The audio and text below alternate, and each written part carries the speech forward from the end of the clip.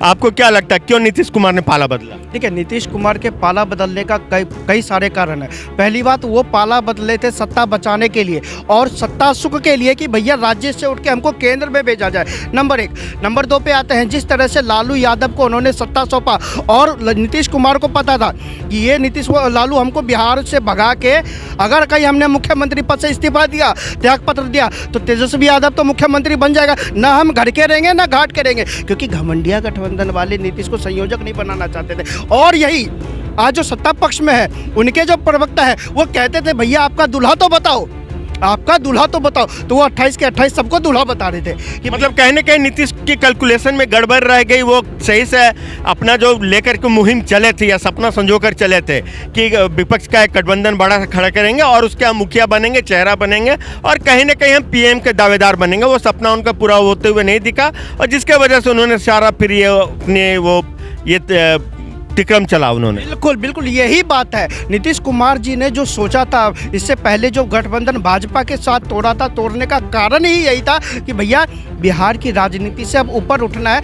हमको 15 साल हो गए मुख्यमंत्री बने हुए, अब हमको राष्ट्र की राजनीति करना है, तो भाजपा सत्ता में तो हमारा नंबर तो आएगा नहीं, कांग्रेस का कहीं वजूद नहीं है और अरविंद केजरीवाल तो 1 या 2 राज्य में है, बाकी इन सभी विपक्ष के लोगों को मैं उल्लू बना के अपनी नाक सीधी कर लूँगा। लेकिन वो लोग इनसे भी तेज निकले, घमंडिया गठबंधन वाले नीतीश कुमार से तेज निकले।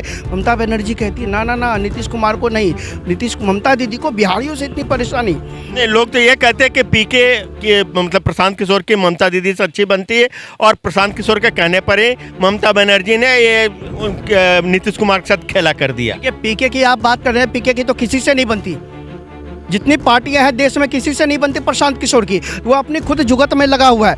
पहले अगर आप इतने ही आर्किटेक्ट हैं राजनीति के तो अपनी सत्ता बना लीजिए बिहार में। देखिए वो लोग हैं जहां देश विरोधी लोग होते हैं, विरोधियों को जिताने का काम पीके करते हैं, तो पीके के बात पे मत जाइए, पहले वो अपनी पार्टी बना ले, सत्ता बना ले, उसके बाद आते हैं। घमंडिया गठबंधन में एक एक करके टूटोगी साहब। देखिए ये न्याय यात्रा की बात कर रहे थे, भारत जोड़ो न्याय यात्रा के पहले दिन कांग्रेस के मिलन देवड़ा साहब ने न्याय ले लिया कांग्रेस से, दूसरे तीसरे दिन ममता बनर्जी ने न्याय लेने का काम किया था, उसके बाद आइए बिहार में न्याय लेने का काम, उसके बाद चले जाइए यूपी में 11 सीट देने का काम, और वो 11 सीट ऐसी है, नोट कीजिए, वो 11 सीटें ऐसी दी है उनको जहां भाजपा पहले से बहुत ज़्यादा मजबूत स्थिति में है, तो वो कांग्रेस तो रहेगी नहीं, कैसे बनाएंगे प्रधान? सर मेरा सवाल ये फिर से वो दोबारा बिहार पे आते हैं, फिर ऐसी क्या मजबूरी आ गई कि नीतीश कुमार को दोबारा से मुख्यमंत्री के तौर पर ही बीजेपी को स्वीकार करना पड़ा, जबकि इस बार नीतीश कुमार दबाव में थे, वो तेजस्वी यादव आरजेडी के गठबंधन से मुक्ति चाह रहे थे, तो फिर ऐसी क्या मजबूरी आ गई? नीतीश कुमार को शुरू से ही जब से भाजपा ने मुख्यमंत्री बनाया, एक बड़े भाई के रूप में रखा। राजनीति में तो ऐसा नहीं होता, महाराष्ट्र में तो इन्होंने शिवसेना से इतने लंबे संबंध को तार तार कर दिया और उन्होंने दूध के मक्खी की तरह आज उनको कहीं का नहीं छोड़ा है। आप शिवसेना की बात करते हैं तो ये वही शिवसेना है, ये वही बाल ठाकरे जी को याद कीजिए, उन्होंने कहा कि हिंदू अगर मैं हूँ तो कांग्रेस के बगल में बैठना मेरे लिए पाप है, तो आज वो उद्धव ठाकरे जी कहाँ बैठे हैं आप ये जाकर देखिए पहले। आप शिवसेना मत कहिए, शिवसेना आज भी भाजपा के साथ है। उद्धव आदरणीय बाला साहेब ठाकरे वाली जी शिवसेना आज भी भाजपा के साथ है, जो हिंदुओं का सम्मान करती है।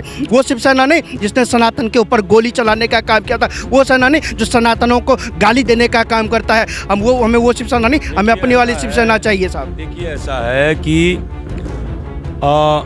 मैंने आपसे कहा ना राजनीति में कुछ भी संभव है, और उसके साथ साथ अभी जो भाई साहब ने कहा इनके कुछ बातों से मैं सहमत भी हूँ।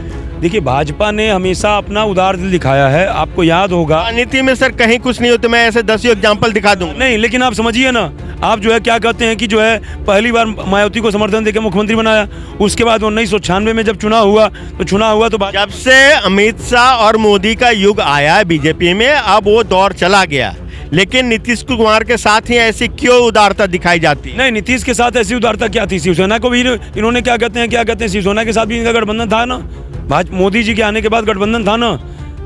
मोदी जी जब 14 में, शिवसेना तो आज नेस्तनाबूद हो गई भाई साहब, वो बूद हो गई, सही बात है। फिर और नीतीश कुमार तो जलवा अफरोज है उनका, फिर से मुख्यमंत्री बन गए अपने मामूली से विधायक के बल पे? नहीं वो बात सही है, लेकिन मान लीजिए जो अपने मूल्य से नहीं हट रहा है, जो मान लीजिए सनातन संस्कृति पे कहीं कोई कटाक्ष नहीं कर रहा है, राष्ट्रद्रोह में कहीं कोई बात नहीं कर रहा है, किसी जाति के स्पेशली किसी जाति को कटाक्ष नहीं कर रहा है, किसी जाति को। भाई साहब, कैसे आप ऐसे कह सकते हैं जो जातिगत आधारित जनगणना की बात करें, फिर ये सनातन विरोधी कैसे नहीं है? इस सरकार में हुई थी, इस बात को मैं वही तो इससे ज्यादा सनातन विरोधी तो कोई बात ही नहीं हो सकती है। एकदम जातिगत जनगणना ये तो इसमें फिर उसको कैसे बीजेपी ने गले लगा लिया?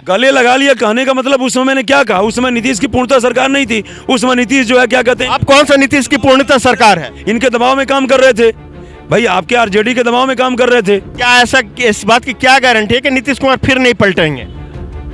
अब इस बात की गारंटी तो देखो कब कौन पलट जाए कुछ नहीं पता। बीजेपी खुद की सरकार क्यों नहीं बनाने के लिए बिहार में प्रयासरत होती है? खुद की सरकार बनेगी, इसके बाद देखिए, इसके बाद ऐसे तो समर्थन देते रहे तो फिर बन गया। देखिए ऐसा है ना भैया, देखिए ऐसा मैं आपको बताऊं कि भारतीय जनता पार्टी की स्थापना 1980 में हुई थी और आज 1980 से लेकर के 23 सर, इतिहास सबको पता, मैं बिहार स्पेसिफिक बात कर रहा हूँ। बिहार में आज भी अपने पैरों पे खड़ी नहीं है बीजेपी। अभी तो नहीं, अभी पूर्णता तो खड़ी नहीं है, लेकिन आने वाले विधानसभा में पूर्णता खड़ी हो जाएगी, आप इसको नोट कर लीजिए। चलिए, अमित शाह जैसे गृह मंत्री भी खुलेआम सार्वजनिक मंच पे कह सकते हैं कि अब नीतीश बाबू, ललन बाबू, आपके लिए सारे दरवाजे बंद हैं।